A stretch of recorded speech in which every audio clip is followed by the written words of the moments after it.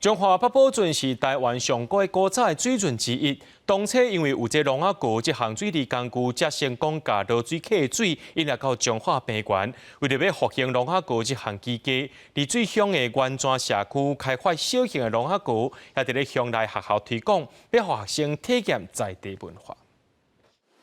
中华八宝圳是台湾正重要的水利设施，因为有南仔河这项水利工具。 才成功将错漏的落水客引入八宝圳，但现主是予红门头取代南仔河这项工价强迫集团。自民国78年就无去啊，了无人咧做啊，所以阮一直咧想讲，将这个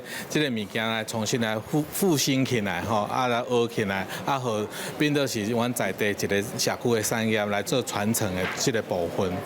为旧相片会当看到300年前的落水溪边，拢是利用南仔河来引水固化。原庄社区向老师傅请教做南仔河的技术，嘛来开发小型的南仔河，透过推广，互民众认捌先进的智慧。在以前，我们这个地方有跑水节，那我有去参加，但是我在路上看到这些，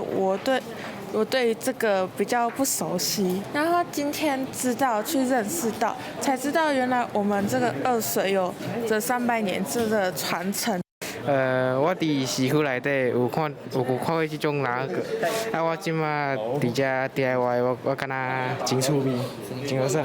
学生囡仔专心床底架，一步一步完成小型的南仔河。 社区嘛，望透过推广活动，互更较侪人知影先行开圳的付出，饮水思源头的重要。记者杨淑晴综合报道。